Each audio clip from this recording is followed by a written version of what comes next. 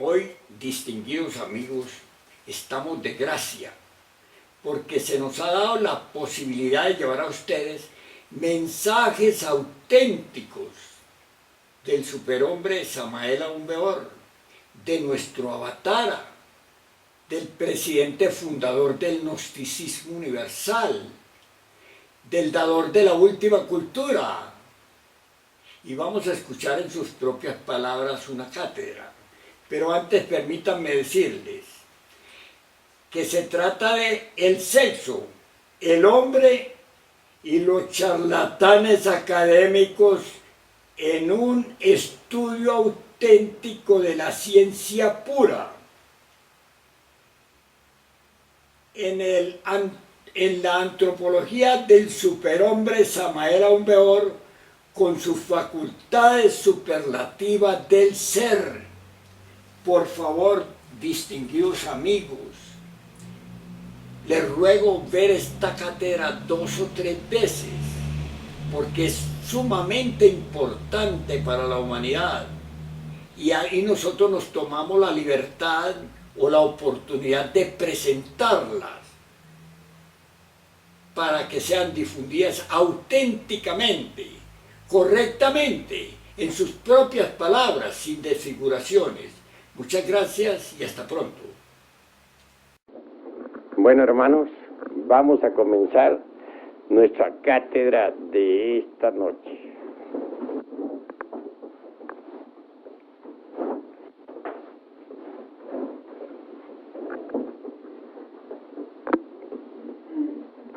Incuestionablemente, la humanidad terrestre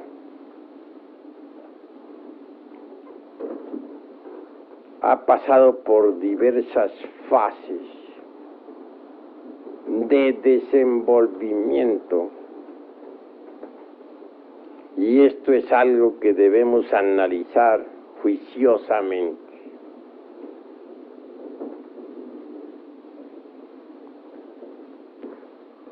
Se habla de la evolución mecánica de la naturaleza, del hombre y del cosmos.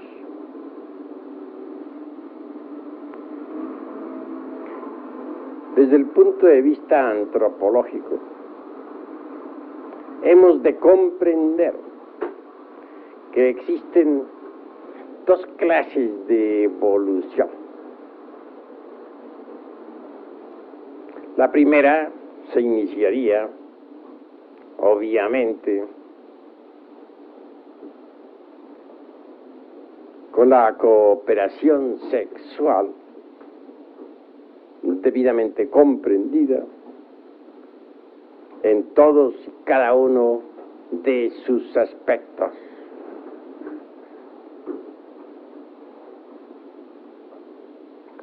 La segunda es diferente. Incuestionablemente, en principio, la raza humana se multiplicaba en la misma forma en que las células se multiplican. Bien sabemos nosotros que el núcleo se divide en dos dentro de la célula viva, que especializa una determinada cantidad de citoplasma y materias inherentes para formar célula nueva. Las dos se dividen a su vez en otras dos, y así, mediante el proceso fisíparo, diríamos, de división celular, se desarrollan los organismos, se multiplican las células, etc. Si en principio los andróginos se dividían en 2 o en 3 individuos.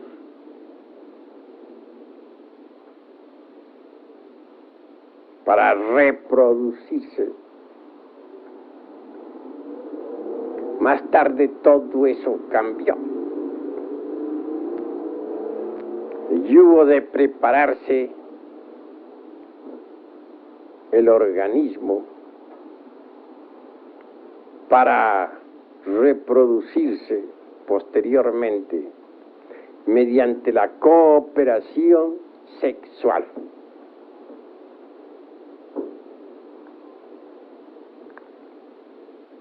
Obviamente, fue en la Lemuria,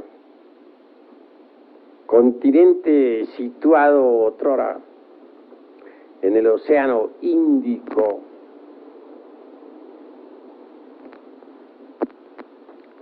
donde se realizaron los principales aspectos relacionados con la reproducción. En principio, los órganos creadores, el lingam yoni, no se hallaba todavía plenamente desarrollado.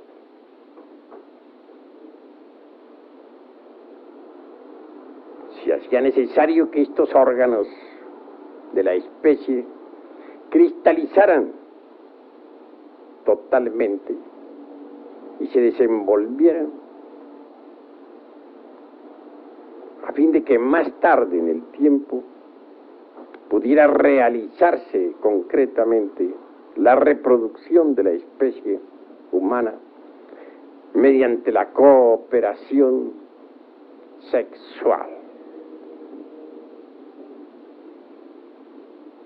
Así que, conforme estos órganos masculino, femenino se fueron desarrollando, ya no diríamos en el ser humano meramente andrógino, sino hermafrodita. Se sucedieron hechos bastante interesantes desde el punto de vista biológico y psicosomático.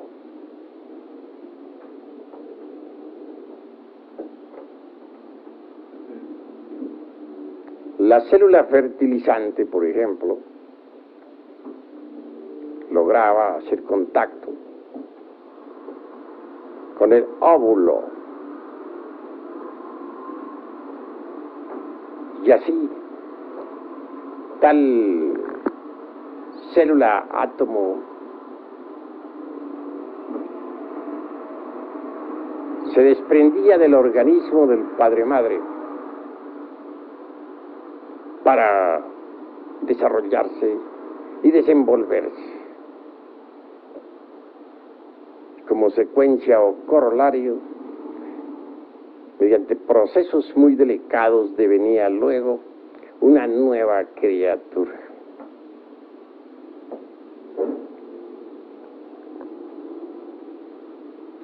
El segundo aspecto de esta cuestión fue también bastante interesante.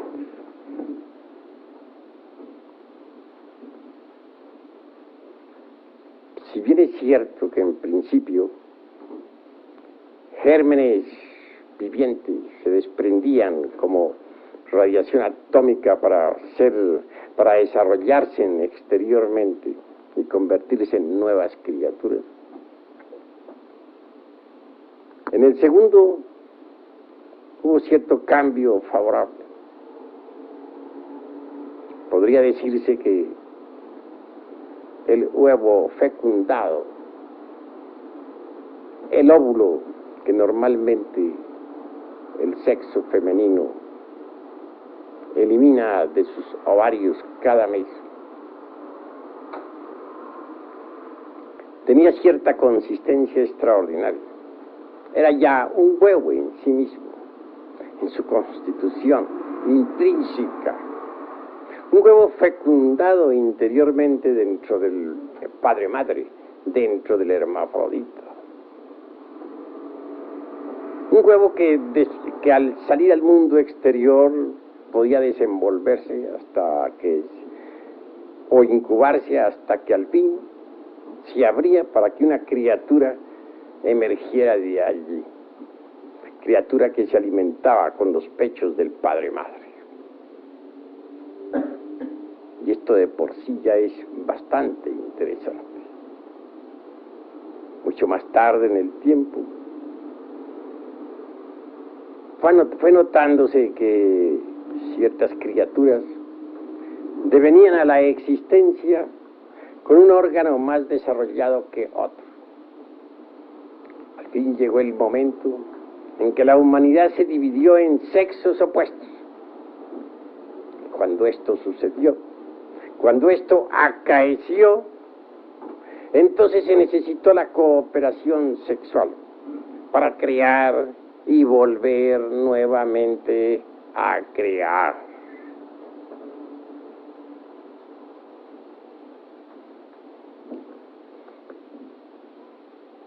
Las genealogías de Haeckel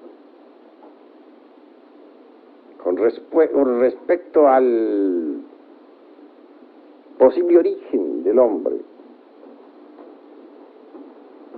y nuestras tres razas primordiales que no encajan dentro de esta antropología materialista que hoy en día invade al mundo, desgraciadamente,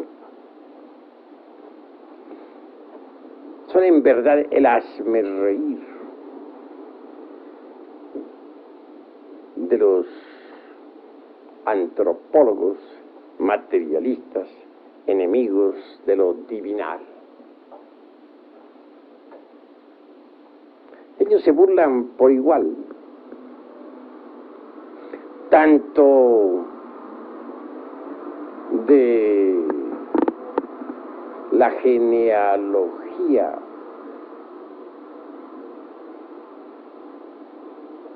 de un Haeckel, o de las genealogías, para hablar en plural,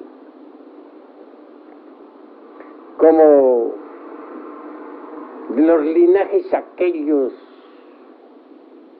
de Homero. Recuerden ustedes claramente a Aquiles, el ilustre guerrero, hijo de Marte, a Agamenón, hijo de Júpiter, el que desde lejos manda, etc. Frases o palabras poéticas de aquel hombre que cantara en otros tiempos a la vieja Troya y a la cólera de Aquiles, el guerrero.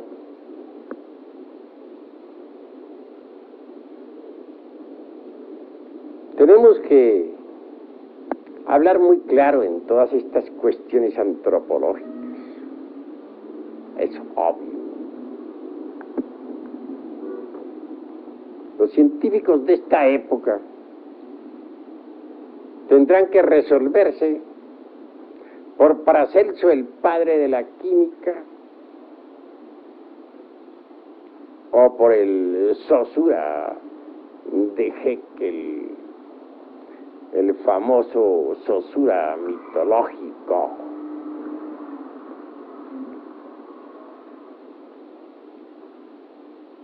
En todo caso,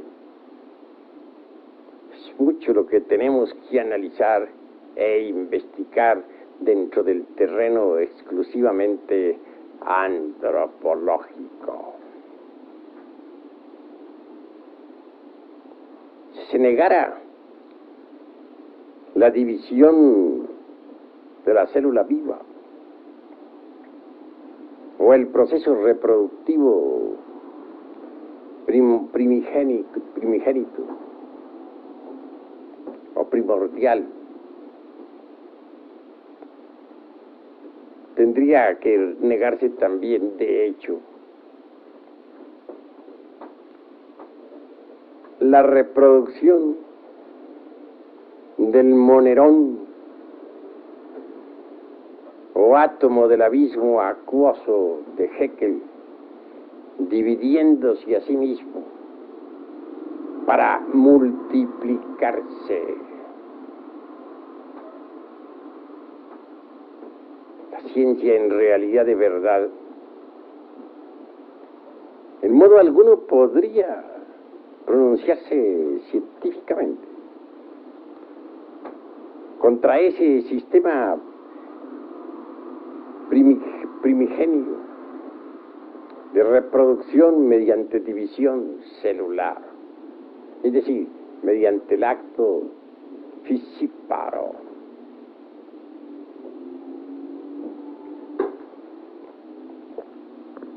Sin embargo, nos damos cuenta claramente de que estas dos teorías expuestas sobre la forma como comenzara la reproducción, ya por medio de la cooperación sexual, o aquella otra, en que los órganos creadores deben desarrollarse antes de iniciarse la posible cooperación, es muy discutible y espinoso. Todas las teogonías religiosas, desde la órfica, es bastante antigua, hasta la Biblia cristiana, nos hablan de un comienzo mediante cooperación sexual. Es más bien simbólico. Podría repetirse a cargo de la alquimia, pero no científico, antropológico, porque no podría comenzar un proceso evolutivo con cooperación sexual, claramente, cuando todavía los órganos creadores no han sido creados. Obviamente tiene que haber habido un periodo de preparación para la reproducción mediante cooperación. Un periodo durante el cual los órganos creadores hubieron de desarrollarse y desenvolverse en la fisiología orgánica del ser humano.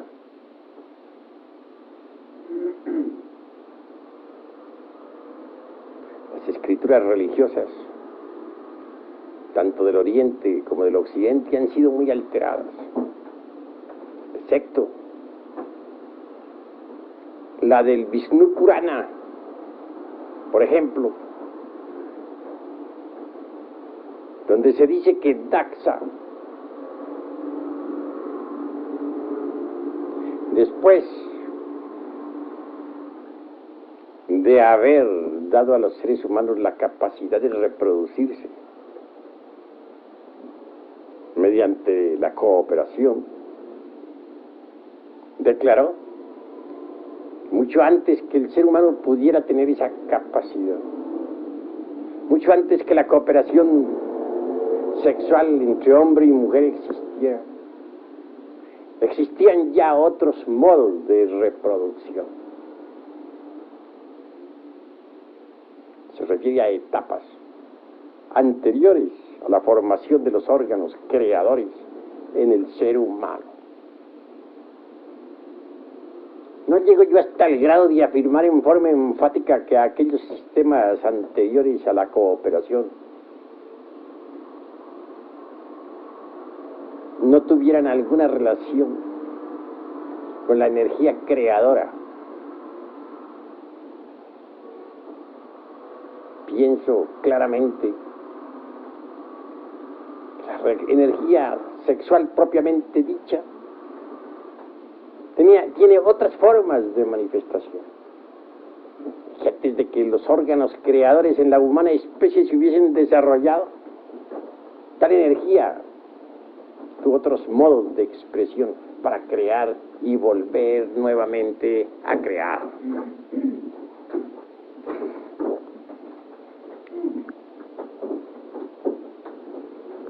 Es lástima que las Sagradas Escrituras de todas las religiones hayan sido adulteradas. Bien sabemos que hasta el mismo Esdras no dejó de alterar un poco el Pentateuco en la Biblia hebraica.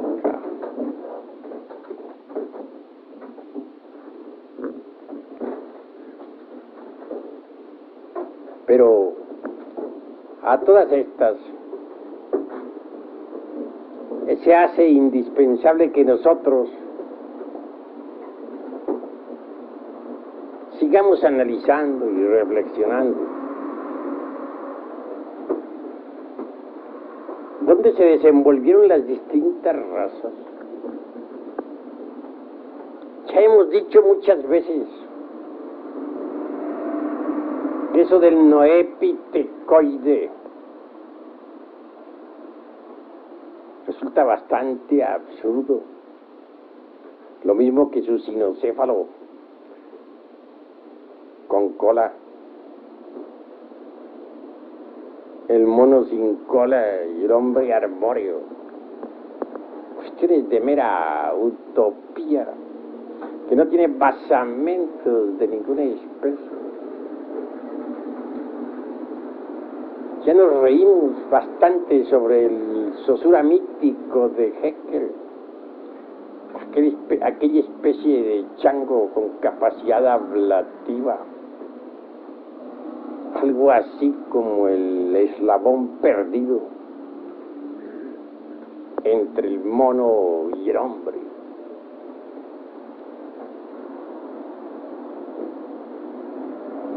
Así hace necesario saber dónde se han desarrollado estas razas.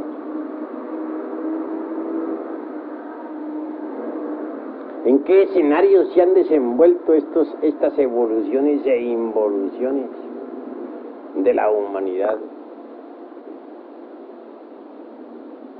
Eso es lo que necesitamos realmente conocer, porque sería imposible desligar a las razas humanas de su medio ambiente, de sus distintos continentes, de sus islas, de sus montañas, de sus escenarios naturales. Llama, sí, como ya dije en otra ocasión, muchísimo la atención, a pesar de que hubo enormes reptiles en el Mesozoico, sin embargo, todavía viva la humanidad, mientras que aquellos ya desaparecieron de la faz de la Tierra. ¿Cómo es posible que todos los monstruos antidiluvianos hayan perecido y que la humanidad siga viviendo?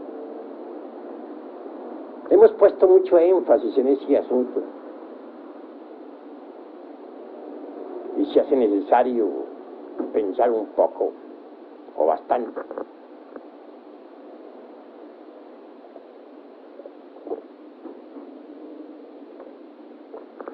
Que el ser humano esté relacionado con su ambiente es algo que no se puede negar. Que hayan existido otras formas de reproducción distintas a las de la cooperación sexual es también innegable. Pero conviene conocer algo sobre el ambiente donde se desarrollaron las distintas razas. Urge que poco a poco vayamos estudiando los distintos escenarios de la naturaleza. No negamos en modo alguno que hay hechos que los astrónomos verdaderamente no conocen.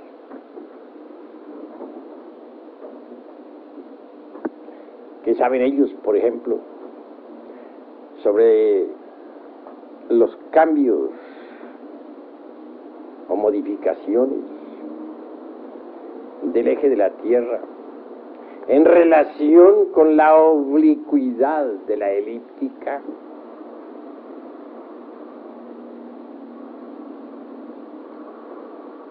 Laplace, aquel que inventara su famosa teoría, que hasta hoy existe,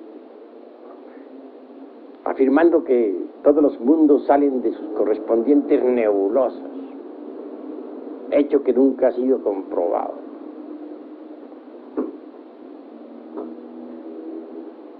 llega hasta decir fanáticamente que la declinación del eje de la Tierra en relación precisamente con la elíptica, con la oblicuidad de la elíptica dispersa, es casi nula, y que así ha sido siempre en forma secular.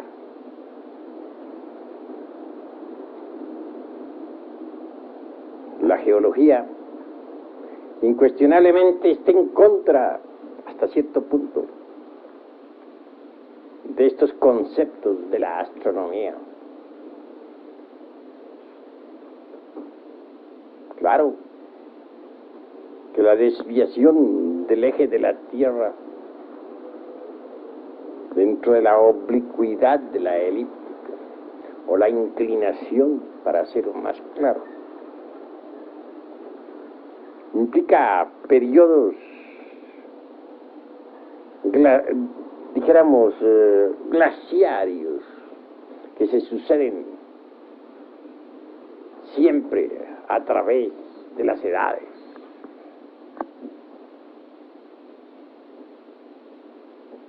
Si negáramos los periodos glaciarios, estaríamos afirmando cosas absurdas, porque las glaciaciones están completamente demostradas y tienen su base precisamente en la desviación del eje de la Tierra, en su inclinación dentro de la oblicuidad de la elíptica.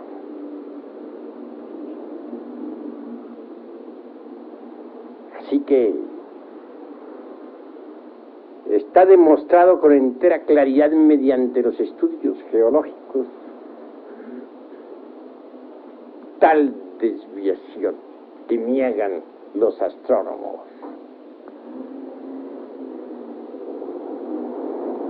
Geología y astronomía se encuentran pues opuestas en esta cuestión. Hay pruebas de tremendas glaciaciones. Ya Magallanes anota determinadas épocas de calor o trópico en el Ártico, acompañadas simultáneamente de glaciaciones y frío intenso en el Antártico. Hemos llegado a un punto bastante interesante, y es esta cuestión de los glaciales.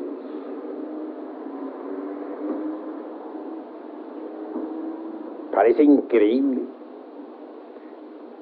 que en el sur de la Europa y en el norte del África hubieran existido en otros tiempos terribles glaciaciones. La España, por ejemplo, se ha podido saber con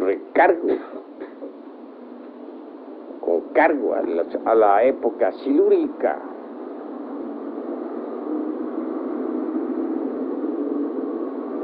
que existieron glaciaciones tremendas.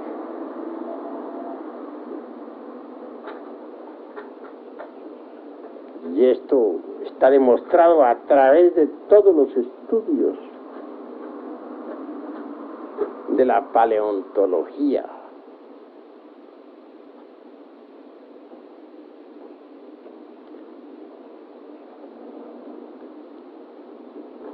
En tanto, nadie podría hoy en día negar que se han descubierto, por ejemplo, en la Siberia, y especialmente en la desembocadura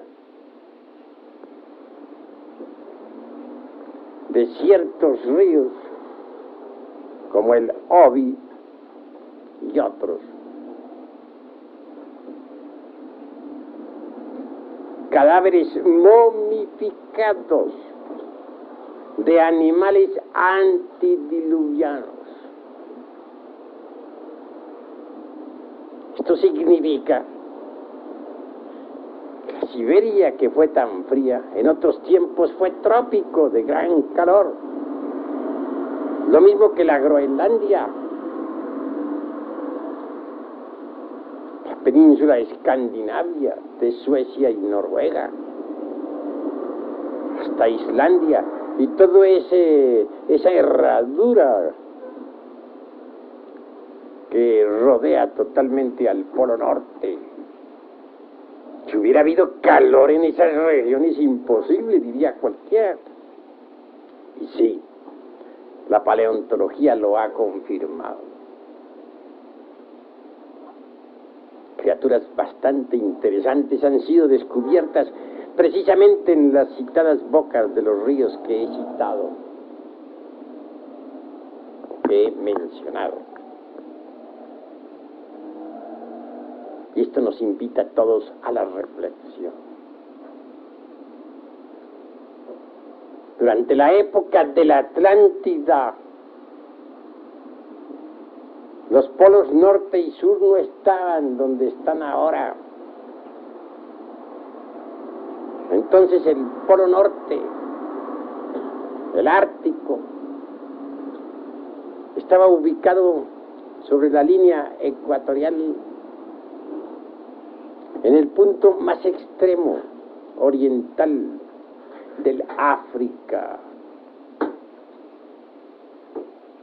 y el Antártico, el Polo Sur, se hallaba exactamente ubicado sobre la misma línea ecuatorial, hacia el opuesto,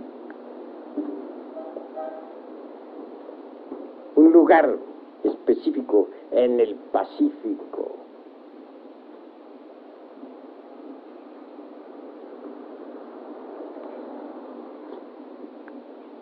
Ha habido pues cambios tremendos en la fisonomía del globo terrestre. Los verdaderos mapas antiguos son desconocidos para los sabios de esta época. Pues en las criptas secretas de los lamas en los montes Himalayas hay mapas de la tierra antigua. Mapas que demuestran que nuestro mundo tuvo otra fisonomía en el pasado. Pensemos en Lemuria, ese gigantesco continente, ubicado entonces en el Índico. Estaba unido a Australia, pues Australia es parte de la Lemuria, lo mismo que toda la Oceanía. El Ártico se hallaba ubicado en el punto más oriental sobre la línea ecuatorial del África. Todo era diferente, distinto, completamente distinto. Por aquella época acaeció un glacial de esos terribles. Esa glaciación se proyectó precisamente desde el polo ártico, ubicado en el África, hacia la Arabia, o sea, hacia el sudoeste del Asia. Y también cubrió completamente, o casi completamente, a la Lemuria. Toda esa zona se le llenó de hielos, mas no logró pasar tal glaciación, el Mediterráneo.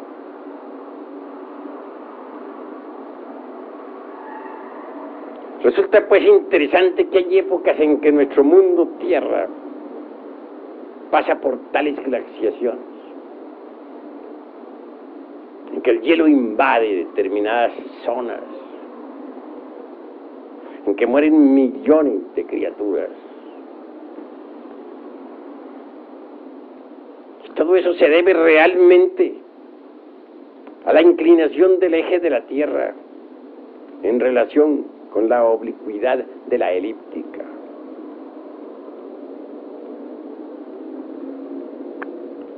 El ser humano ha tenido que desarrollarse en distintos escenarios. Y nosotros debemos conocer a fondo cuáles son esos escenarios. Cómo surgió la América, cómo apareció la Europa, cómo se hundió la Lemuria, cómo desapareció también la Atlántida. La Lemuria fue aceptada por Mr. Darwin y existe todavía en el fondo del Océano Índico. A través de sucesivas conferencias iremos estudiando todos estos escenarios donde la raza humana se ha desenvuelto. Obviamente, los organismos han pasado por distintos cambios morfológicos en tales o cuales ambientes. Si dijéramos nosotros, por ejemplo, que el animal intelectual equivocadamente llamado hombre tiene por antepasado al famoso ratón, de que hablan ahora tanto los antropólogos materialistas, o mejor dijéramos al runcho citado por los suramericanos, estaríamos francamente falseando la verdad. Está el ratón enorme o runcho de Suramérica. Ya sabemos que deviene originalmente de la Atlántida de Platón, que mucho antes de que existiera la Atlántida, el hombre existía. O entonces el hombre es anterior al famoso runcho atlante, o ratón, como se le cita ahora por estos tiempos. Si dijéramos que el hombre deviene originalmente de ciertos primates y más tarde de ciertos homínidos de la antigua tierra lemúrica, tan aceptada por Mr. Darwin, también estaríamos falseando la verdad. Porque antes de que los simios existieran, mucho antes de que hubieran aparecido los tan cacareados primates u homínidos, el hombre ya existía. Aún más, antes de que la reproducción de las especies se desenvolviera por cooperación, el hombre ya existía. El hombre es muy anterior todavía a la misma Lemuria, tan aceptada por Mr. Darwin.